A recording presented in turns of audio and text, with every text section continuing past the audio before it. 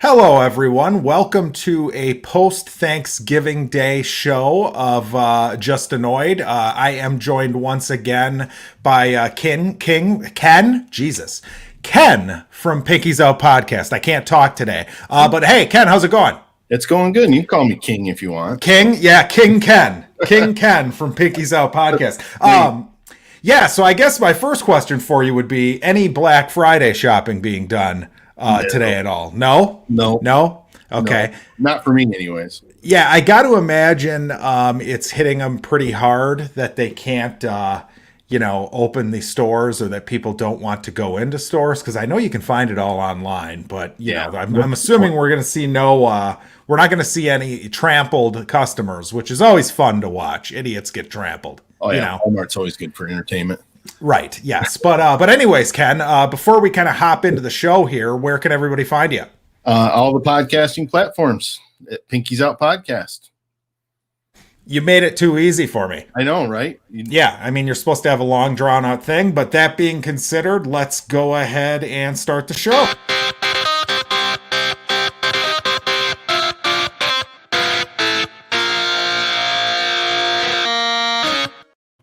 All right, so we always start with news. So I guess the big piece of news from this past, since we last spoke, which was the last episode, and I apologize to the listeners, not pumping them out like I used to, but busy times, busy times, and it all has to be done like this, so it's a little odd. But anyways, the big news would be that Wonder Woman is now coming out on Christmas Day. It's still going to make it out this year, but as they're releasing it in theaters, they are also releasing it on HBO Max. And apparently it's not going to be a pay-per-view type deal where, like Mulan was, where you had to purchase it even though you were a subscriber. You're actually just going to get it. So, Ken, I know we were talking before. You're not a big fan of Wonder Woman or Gal Gadot, but... No, I'm not. I mean, reading the tea leaves of this...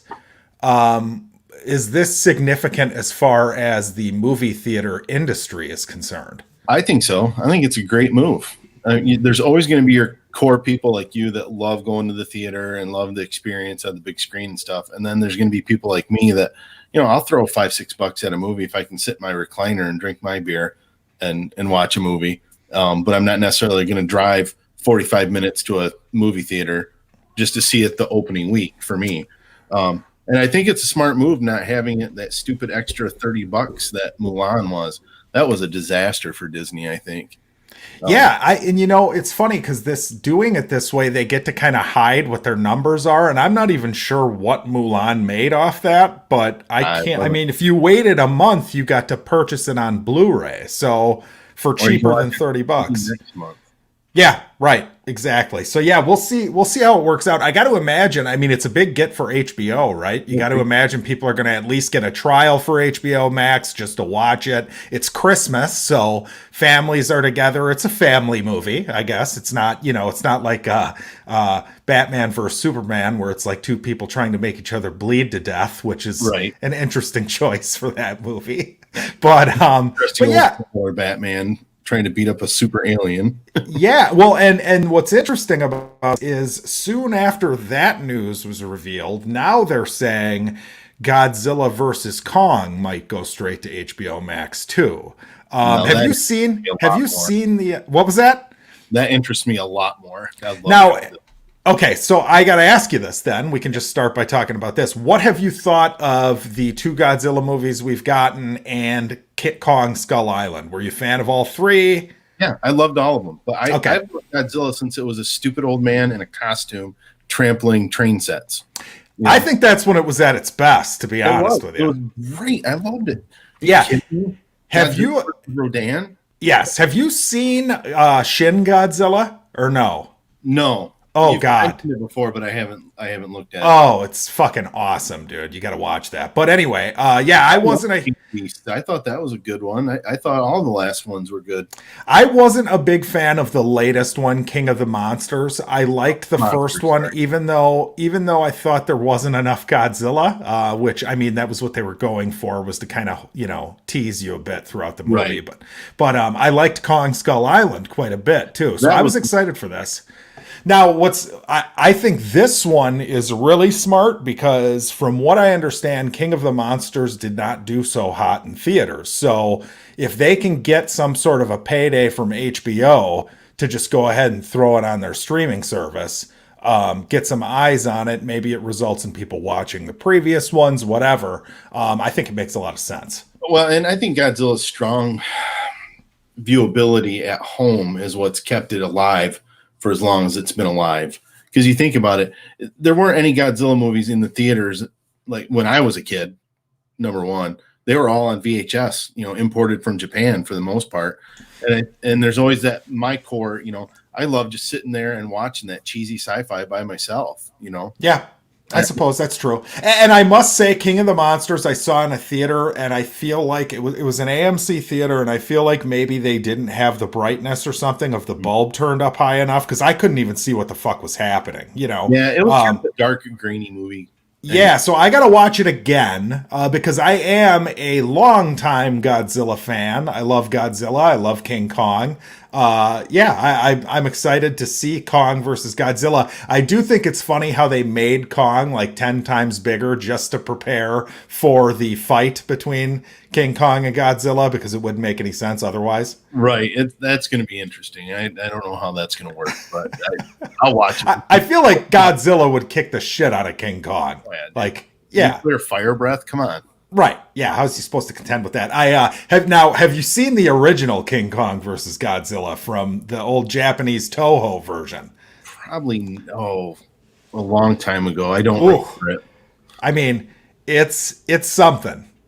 It's something, Ken. I would recommend maybe that's one we should watch in preparation for the new one. Yeah. Have you watched one on Netflix, the animated one? I have not. Is it any good?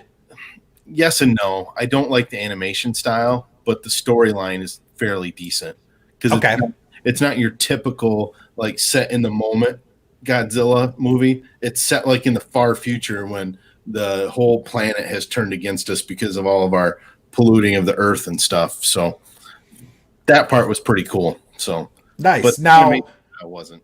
Now, another piece of news. What did you think of the Constantine starring Keanu Reeves from back in? Yeah, so you know about the second one then? Yes, I do. I've been reading about it. I can't wait for it. I'm a fan. I'm a fan of the first one. I thought it was really good. It was a very underrated movie. I would agree. So yes, so that's the other bit of news. Constantine 2 is coming. Hopefully it's not one of those where they waited too long and nobody cares because I care, but well, I was always shocked that the show didn't do better than it did. Remember they tried the TV show and I thought that was good too. I have not watched that. Now, does he smoke cigarettes in the TV show? Okay. Absolutely. Okay, that's essential. Yeah, he has to. That's essential to Constantine. Yeah, I love that character. Fight demons. So right.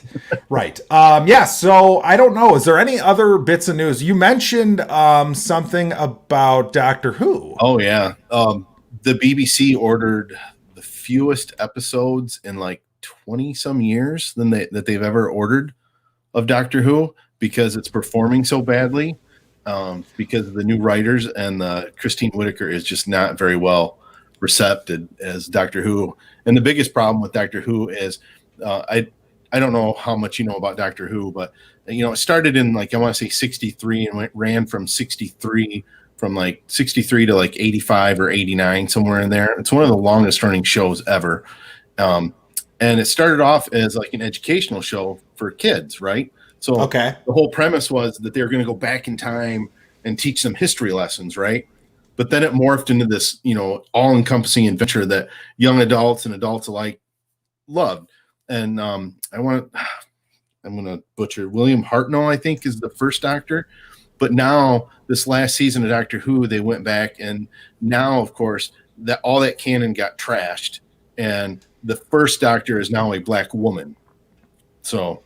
They started over now. Okay. So maybe fans aren't receiving the genre and race swap of the new Doctor. Is that you can't throw out 45 years of beloved storyline just to make it more politically correct. See, I was just going to say, now we're treading into the will get canceled territory for this show because you can't have an opinion on this, right? Right. Well, you try not to, and I'm not trying to be that way, and I have no issues really with there being a woman doctor. I just don't like the way they're going about it. Okay. Doctor Who has always, not always, but kind of here and there has always had social issues on the show, right? But not in a like ram it down your throat kind of way. Yeah, I mean, it's like, people don't realize, well, now maybe they do because it's been talked about to death, but, the first multiracial kiss on television was Star Trek. Yeah. But Uhura was just another character on the show, right? Yeah. I mean, it wasn't like, she was the communications officer, so she was an essential part of the crew. Yes, and the fact that she was black was not discussed on the show. No. It was just she was there, and that's the best kind of representation. I recently saw a movie, and I actually reviewed it with Ryan from Fake Nerd. He was on the show when I talked about this movie, and I can't remember the name of it, but it was kind of a lesbian horror movie. It was about this lesbian couple, and I thought it was really good, but they treated them just as like a couple. It wasn't like didn't make a deal out of it. Right, exactly. Yes. And that to me is the strongest way to do it, but it sounds like maybe and have you been watching Doctor Who? Like, are you keeping up with this, or are you just hearing this secondhand? I'm reading the blogs and watching some YouTubes on it. I bailed halfway through Peter Garibaldi's last season as Doctor Who because he got so insufferable. I couldn't stand it. I couldn't stand the companion. It was just too in your face about the companion being of color and being of a different orientation. The Doctor's companions have always been wackadoo. I mean, there's always something a little off with them, right? But they've never made a big deal about it. It's not really. It's just like, oh well, that's the way they are. But they focused on it. And I don't like that. Like, just tell a Derek story. I get to dodge this bullet because I've never seen a second of Doctor Who. So I don't even know, what you're talking about. It's all foreign to me, but I know there's a lot of people out there that love Doctor Who. So David Tennant is fantastic. I love David Tennant, period. He's an awesome human being. I've watched some I think there's a YouTube thing where he explores his Scottish roots or something that just is a riot. Yeah, I've always liked David Tennant. Now, David Tennant, and I better make sure I know who I'm talking about. He was the bad guy in the first season of Jessica Jones, correct? Yes. Yes. That's the only reason I watched that. So. Yeah, and I thought he was great in that. He was perfect in it. But yeah, so that's news. Now let's go ahead and hop into our discussion of the latest dark and fucked up movie that we are discussing, The Dark and the Wicked. And yeah, it's a horror movie, brand new. You can rent it now. Essentially it is, Marin Ireland is in it. She's a lady who was in, Sneaky Pete.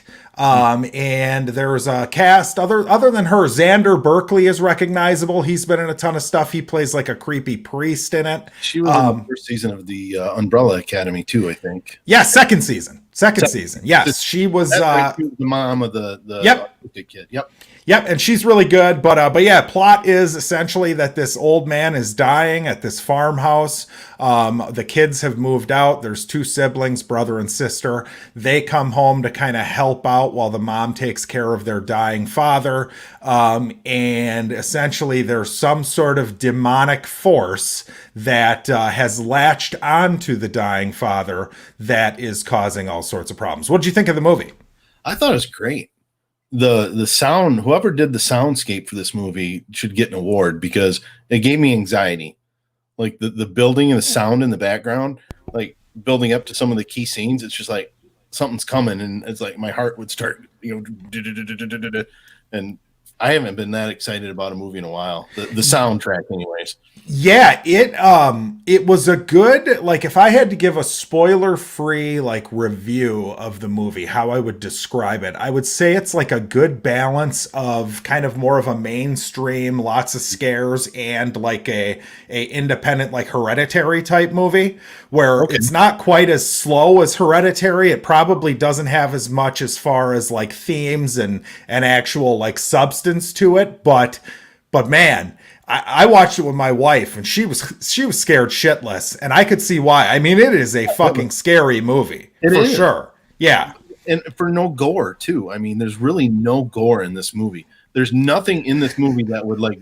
Well, okay, we'll get into spoilers. right, but no. But seriously though, for as terrified as you are at points in this movie, there's nothing like physically that would make you like just shun it. You know what I'm saying?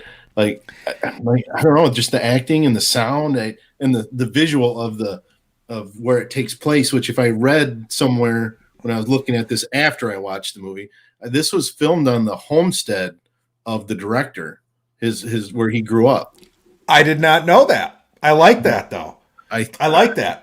I think I read that on Rotten Tomatoes somewhere. Yeah, so I would I first off, I just want to say I would fucking highly recommend everybody rent this, because it is It's worth it. yeah, it's like, there's only one other horror movie that's come out this year that I liked maybe better, Possessor. But overall, I'd say this is the scariest.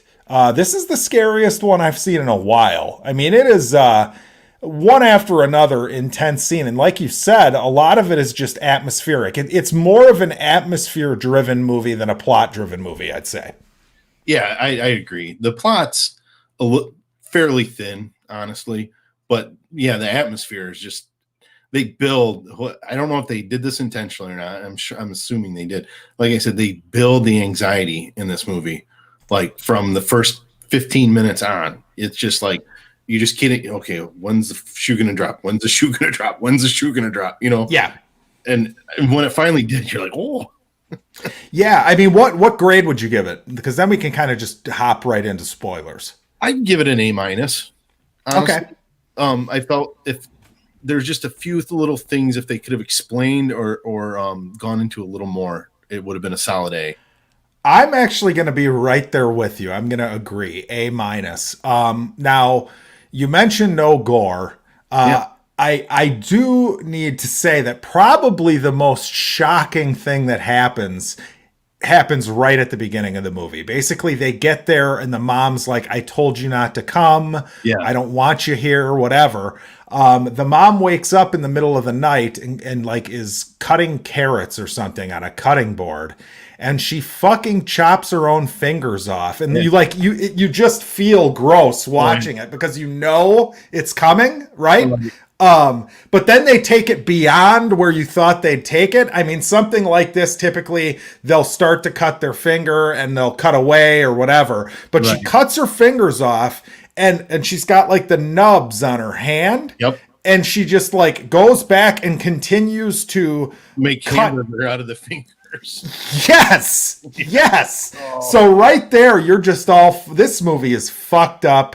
We're in for a treat. And essentially, now that we're into spoilers, what this demon seems to be doing is tormenting people and tricking them into killing themselves. That's the gist of what's going on here. And there is some disturbing shit this demon does. So, well, what I don't understand though, all the other deaths can be explained the way you just explained it, but the mom's death you can't really explain that, because she's 8 foot up in the air hanging from a rope and there's nothing around. Yeah, they make a point. The mom ends up killing herself. She hangs herself, and they make a point of telling you that, well, how did she get up there? So obviously the demon does have some sort of physical form or magical thing that I guess you could say that's a fault with the movie, though, because they don't really explain that to you. And it is a very, not to skip to the ending, but it's a very it just ends and you don't get a lot of answers, which is fine. I mean, it's clearly purposeful, right? Right. But yeah, everything else, I mean, just going through them, you have the mom who kills herself. Yep. There's the neighbor who gets tormented by the daughter and blows his brains out. There's the brother who ends up in a fantastic scene. Basically, the whole time these siblings are kind of bickering with each other. They're both seeing crazy shit, but not really sharing with each other what they're seeing because to share. Like I don't. Yes. How many times did they say to each other, "I don't think I want to talk about that," and then just walk away? Right. Right. Yeah, they're very like ashamed because they don't want the other one to think that they're losing their minds. Right. Now, go ahead. Let me ask you this. You're in the middle of nowhere, Texas. It's raining. And there's a crippled old dude wearing all black and a cane.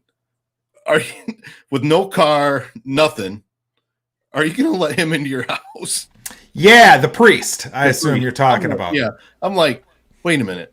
Does no one question how this guy got here? Because there's no car, there's no buses. They're like in the middle of nowhere. He's waiting outside the driveway when they get home, and he essentially like wants to talk to them about their mom, and he claims that the mom yes, yeah. Right. Yeah, I mean it doesn't make much sense, I guess. You're right. That You're whole right. line with the priest didn't make much sense until the phone call. Yes, the phone call. Yeah, so this priest shows up and he's kind of, you know, an exposition dump of sorts where he's giving you this shit about apparently, first of all, this family was not religious. Right. That they make a point of that. But the mom was secretly talking to this priest, according to the priest. And essentially he, you know, scares the shit out of him because he's got all these like things he says about the mom or whatever. Yep. Shows up randomly one night in one scene, really creepy, effective scene there, I would say. Every time they try to be creepy in this movie, it's very, very successful. Absolutely. Yes.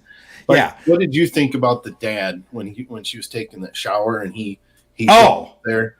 I mean, you saw it coming. Yeah, but I thought they were going to do more with that than they did, to be honest. Yeah, but it's like the movie is very much like scary things happen. The movie. I mean, it's very like, you know what I mean? Like one thing doesn't really lead into the other, and I don't think it matters because these are all very like separate whacked out things that are happening. I mean, with the priest character, that leads to something because she ends up calling this guy off the business card or phone number he gave, and it's a guy picking up the phones like now remind me, because you've probably watched it more recently than me. When he picks up the phone, it's not the priest. It's a random dude elsewhere in the country, in Chicago or something. And what did he say again? Like his wife had just died, or what was the deal? His daughter. And it was his hotel room that she called. Ah, okay. Like, how did you get this number? This is my hotel room. And why would you? It was the right name, but it was not a right. He was not a priest or anything. And I almost think that his daughter was the specter that tormented the neighbor. Yeah, or the entity is just everywhere, right? The entity, this is like a demonic entity that preys on people that are weak, I guess. It could be, but remember the daughter, though. Remember she goes out to the barn and she finds that mannequin with the wedding dress, and it's got the name Louise on it, and that was yes. Her daughter. Well, it was her name as well, but it was the daughter that had died that guy was talking about. So they never explain what brought on why this land is cursed, because you get a very big sense that this farmstead is cursed. See, I didn't take it that way. I took it as the dad is in a coma, and so he is just being a good choice as far as a vessel for this demon. Like this demon has latched on to the dad. And yeah, the shower scene, the dad pops up and he walks around during the shower. I mean, the whole thing is just fucking dark and twisted as hell. There's a whole theme going on too about sheep and wolves. Yes. where I think, I mean, the obvious metaphor is that your main characters are the sheep in this situation and the demon is the wolf, I guess. But yeah, that was clever. It's just, What did you there's, think about the scene where he's out in the field and the goat comes limping away with three legs oh, all bloodied up, and then I'm like, well, what's going on here? So yeah, what killed those goats, right? I mean, they were just ripped to shreds. I mean, it was like a velociraptor took that whole herd of goats out. but yeah, basically the movie is a pretty basic, when they get there, they think this is crazy. And as time goes on throughout the movie and the anxiety gets ratcheted up, all the shit gets ratcheted up, they start to believe it. Eventually the siblings start to bicker a bit. The brother leaves, because that's the other part of the movie is the brother has like a family to think about. Yeah, and the sister, yeah, right. So the brother leaves her with the dad, goes home and finds his family all dead. Then he goes and slits his own throat and kills himself in a horribly bloody mess of a scene. And all of a sudden he looks up and there's nobody there. Like the dead bodies of his family are gone. And his wife comes home as he's bleeding to death.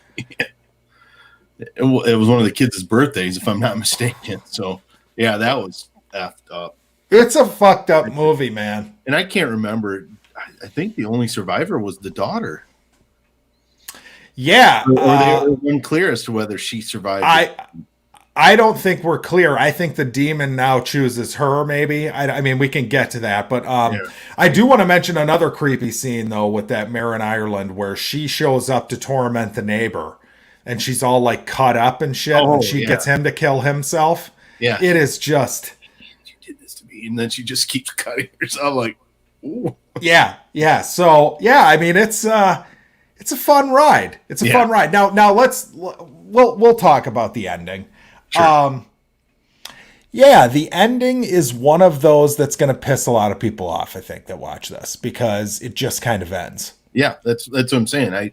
The ending is so unremarkable compared to how great the rest of the movie was that I don't really remember if I remember the scene with the brother and him like his last moment of consciousness is seeing his wife come through the door with the kids. Yes.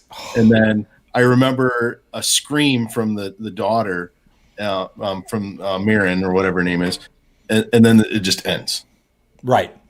And I can't remember what she was screaming about. I don't know if it was her dad popped up in her face. The dad died, and they show like a quick bit of something like behind her reaches out and grabs her or whatever, and then it ends. So and that was after the hospice nurse.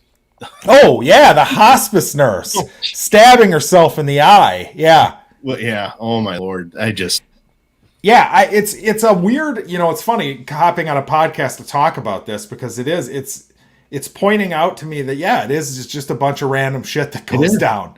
But it's great.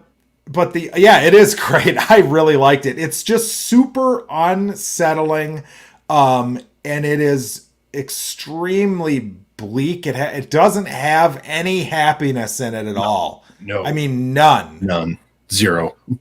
Which I like. I like that. If you're gonna try to scare me, let's just make it a fucking miserable horror show. Well, and they didn't explain. Like the sister made some comments here and there about like she screwed up, like her life. She did something, and that's why she's back there. She's not back there just because of her dad dying. Well, yeah, they are dealing with the guilt of having just kind of left their parents on this farm, right? Yeah, they grew up and left, but there was something. She had a good job, and something happened. Because remember the brother goes something, well, you still doing this? Yeah, right. And then she just mumbles something about, oh, that's not a problem anymore. And, she just shakes nervously and smokes more cigarettes. They don't, I don't know. It's so hard to explain this movie. Like, yes. I think you hit the nail on the head. It's just a random bunch of crap that makes you like go, holy crap. I guess why does it work then? I don't know. I think the acting is just so The acting, yeah, and the characters. Like, I care about the characters. I really did. I cared about the characters. But yeah, it's a weird one. It's a very strange one. Yeah, it's everything's fucked the whole time. There's a lot of grief stuff in here. There's a lot of, I can't help but compare it to Hereditary because it's kind of the same in that there's a demonic presence of some sort, and it is a wholly miserable experience of watching it. Yeah. I when I first started watching, I'm like, I don't know if I'm going to like this or not. And 20 minutes into it, I'm like, man, this is good, but why is it good? And then I'm like trying to focus on, because they kept showing the stupid little horseshoe and bottles and crap that were tied in front of the goat pen. So I'm like, okay, this is going to be like Chupacabra or something, because they kept focusing on those stupid goats at the beginning of the movie, Yeah, the goats are big, and you're right. They do focus on the little bottles. If the goats try to leave, you can hear the bottles jangle. And the only thing I can think of is like folklore that, like there's iron and horseshoes to like ward off evil spirits or something. But then I don't know. No, but then I'm like, okay, so when they found the mom in the barn, I'm like, okay, watch, the rope is going to be broken. And then it wasn't. So I'm like, okay, well, there goes the theory. So right. Yeah, no, they did. I do believe the goats ran and made the noise of the glass bottles clanging together and shit. But yeah, it's weird. It's I mean, I guess the theme would be, oh God, take care of your family. The one woman, the caretaker, seems to have a little bit of an idea of what's going on. It seems like for a minute, but right. Yeah, and as soon as she lights that candle, she's done for. So I don't know if that was angered the demon. It's like that's the only thing I could think of. She started praying and she lit that candle. I'm like, bad shit's gonna happen, and it did. Yeah, and apparently this guy also directed The Strangers from back in the day. I don't know if you ever saw that, but that was like a home invasion movie with Liv Tyler in it. Yes, I did see that. Yep. Where they bang on the door. The guy can create some scary shit. He's good. I hope he makes more movies. I think if the theaters had been open, this movie would have done a lot better. Yeah, I would agree. He also recently, and you can check out my review of this. I had a buddy on to review this movie, The Monster, that's on Netflix, which wasn't quite as good. Essentially, that one is a roadside accident, happens on like a dark road, or like a dark abandoned road, and a monster's lurking out in the woods. But yeah, he definitely was more successful in this one. That one is very much a story plot driven movie about this this alcoholic mom and her daughter, and there's a relationship there, and basically you are set to care about them, and if you don't care about them, it ruins the movie. This one's just a fucked up, miserable, awful experience of a time, and it's wonderful.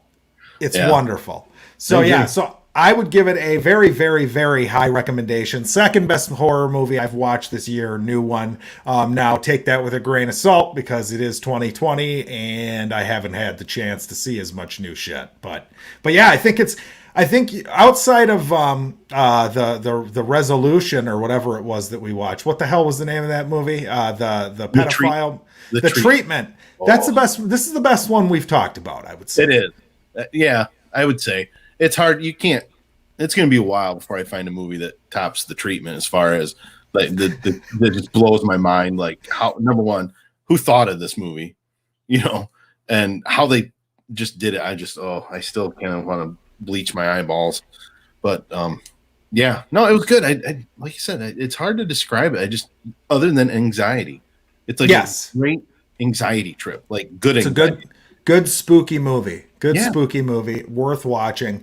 Yeah. I guess that's all we have to say about that. Now, have you watched anything recently? Have you finished Dexter on your rewatch yet, or no? Or did you stop? No, I took a break for a little while because, man, season 6 and 7 are after they kill Trinity, it goes downhill big. Yes, yeah. John Lithgow was the end. Yeah, John Lithgow on that was amazeballs. He was. He's always great. I love John Lithgow, man. Yeah, I really do. So I've been watching Blood of Zeus. Okay, the anime show, and Very what? good. It's Very good. It's Okay. it's very true to the Greek mythos. The pantheon is perfect. I loved it. It was a great little story. You know, it's funny because the old co-host, Home, was a big fan of anime, and I always Mhm. go to him to ask if stuff's good. Now, he watched the first episode because I always check with him first to say, hey, is this Sure. worth my time? He did not like it, Really? but he is he's heavily Well, criticizes all of this shit. Like, he hated the Dracula show, which everybody says is great. I haven't watched Castlevania. Castlevania was good. It was Okay. good. All right. So yeah, maybe I need to go have a fight with him then. Yeah, But yeah, I watched last night. I sat and watched a movie that is I can't believe it was even put in theaters after watching it. It was called The House That Jack Built with Matt Dillon, and it is about a serial killer, no, and it was fucked up, man. like It good was or bad. it was good. I enjoyed it. I feel sick saying so. But the guy who made Antichrist made it. And hang on a second while I look up his name. You guys can listen to the keyboard here. But anyway, yeah, Lars von Trier is the director. He made a movie called Antichrist. That's the only other one of his that I've seen. I know that he also has made a movie called the one about sex with Shia LaBeouf. And I know that he's known for this. I mean, he does nothing but make fucked up movies. Nymphomaniac. I have actually seen Melancholia. Actually, that was made by him. I've seen. I've But seen yeah, it's your protagonist or the guy you're following in this is a fucking serial killer, and it's very twisted. Like, apparently people walked out when it was filmed at screened at the Cannes Film Festival.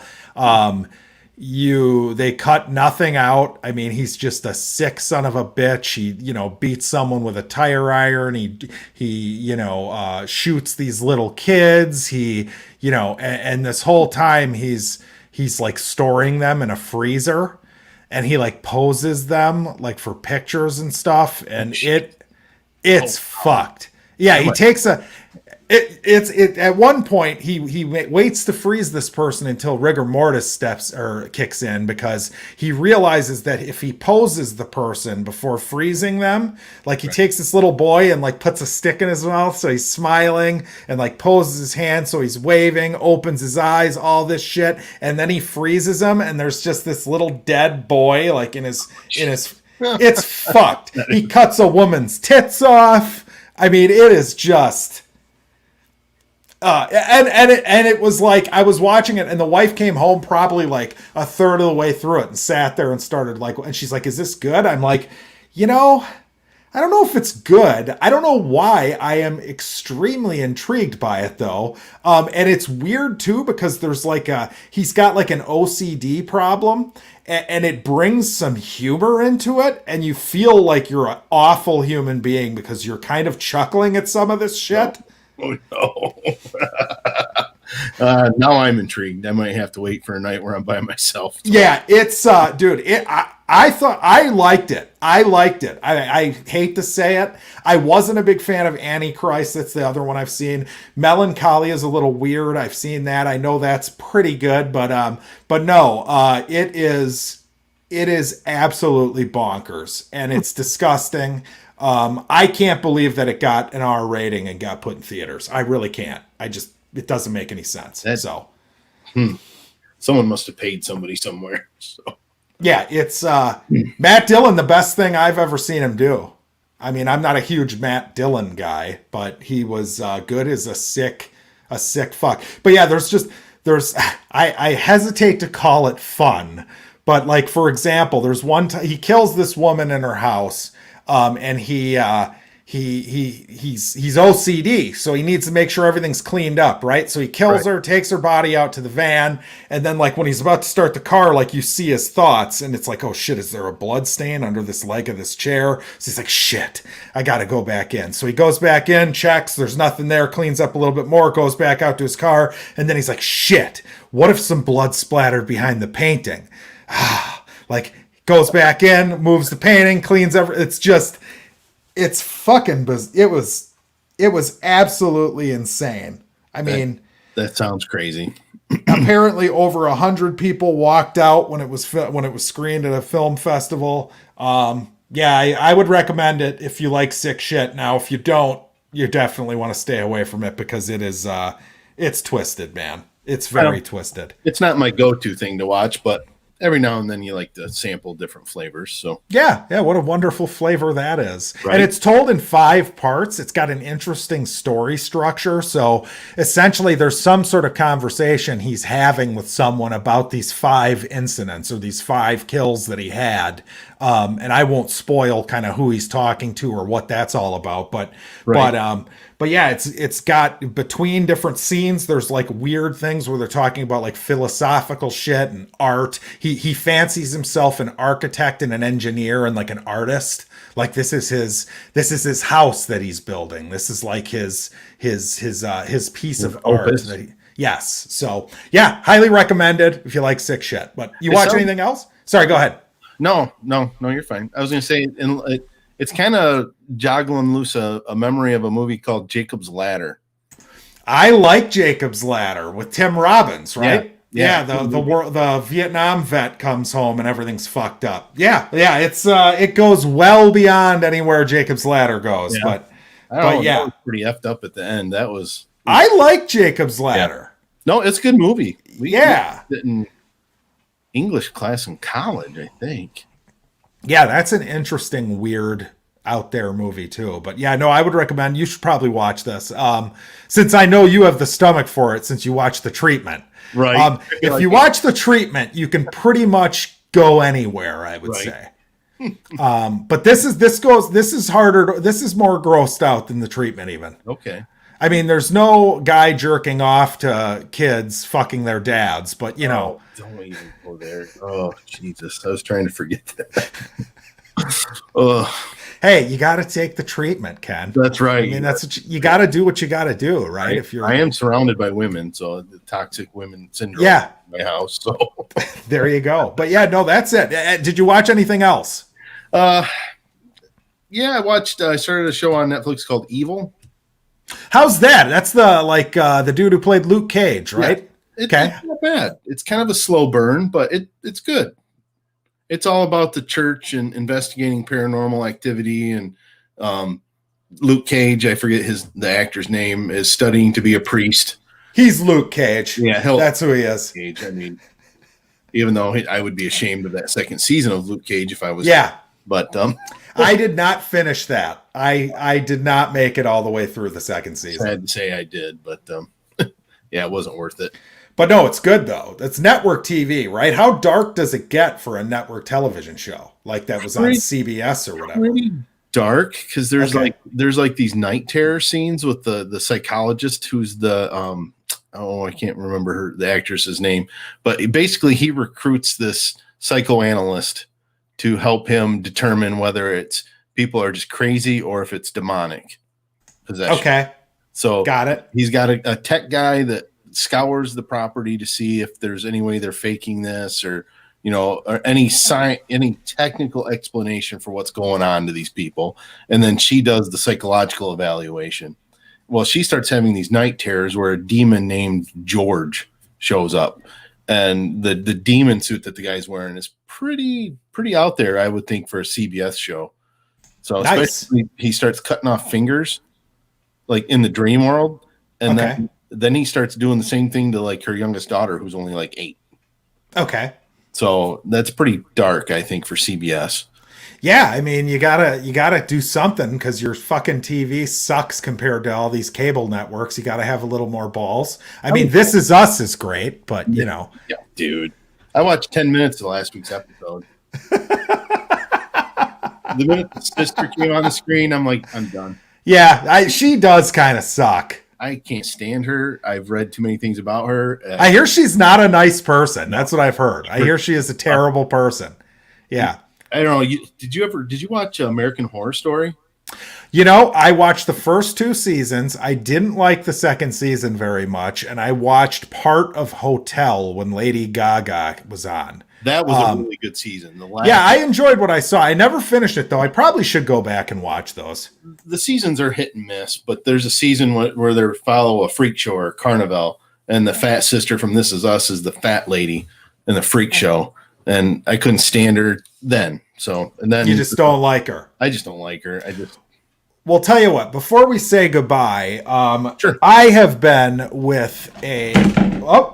something fell. My Jason mask. You're Jason. So with Ken's partner in crime from his show, I have been reading through From Hell. And I believe Ken has started it as well. How far along are you, Ken, in this sucker?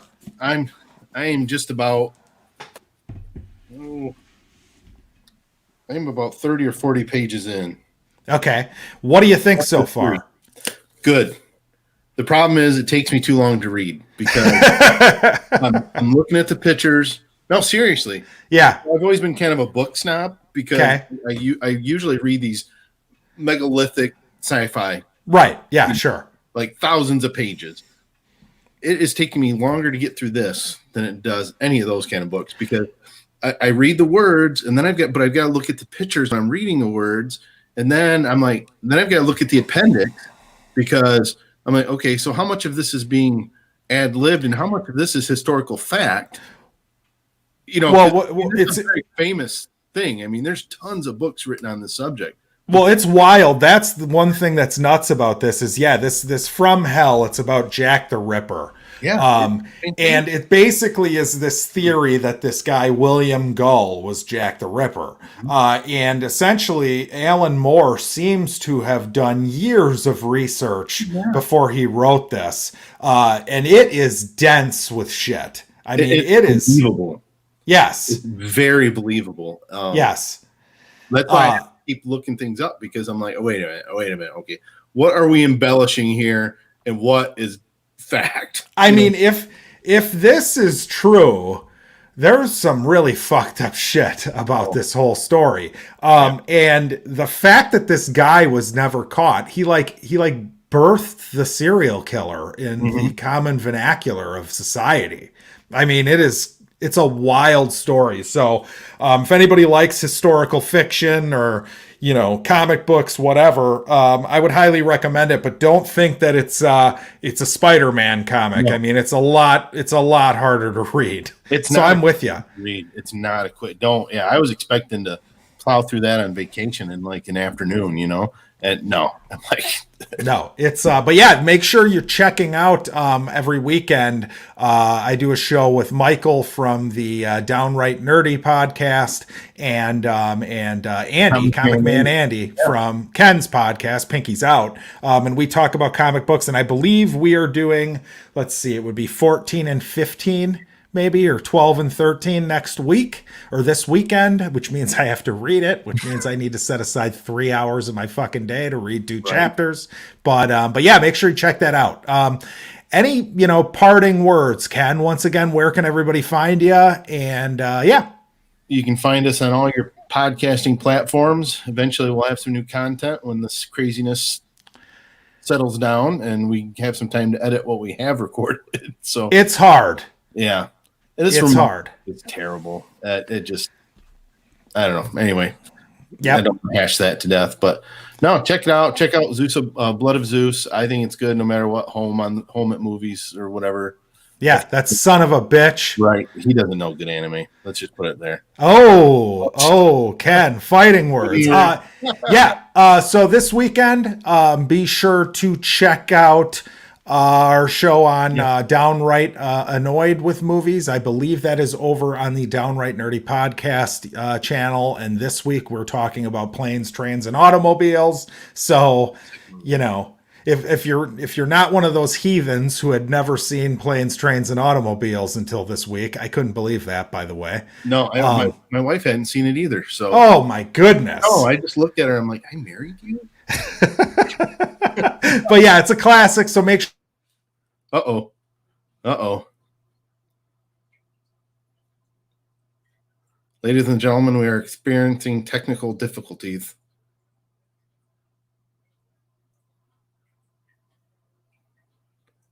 I think Lord Tyrion attacked his cable. I wonder if he knows. Uh-oh. Technical difficulties. We will cut this out of the regular version of the show. Can you hear me, Ken? Can you hear me or no? No, I can't. No. Okay. A little bit. Yeah. That's no fun. All of a sudden, it just kicked me out of my own StreamYard. So that's Right. just great. And But anyways, and I'm like, planes, trains, and automobiles. And don't miss the Nightmare on Elm Street reviews me and Paul from CBSI are doing. We're doing part 5. I know it kind of sucks, but yeah, there's value in looking at shitty things too. So thank you very much for listening. Thank you, Ken, for joining as always. And we will. Yeah, absolutely. We'll see you next time. Have a good weekend, everybody. see ya.